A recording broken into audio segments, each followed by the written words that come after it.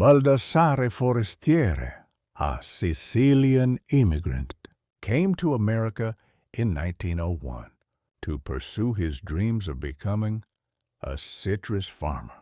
In Fresno, California, Forestiere crafted a subterranean complex of patios, grottos, and garden courts, all featuring arches and stonework using the local hardpan sedimentary rock.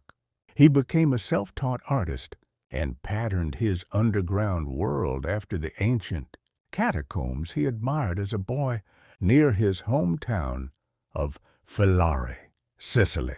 No plans were put on paper. Each room and passageway was created in Forestiere's mind as he worked.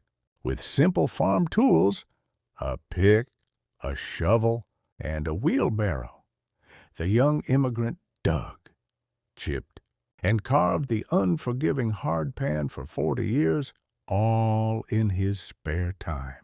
By the time he was 44 years old, he had excavated and planted over 10 acres.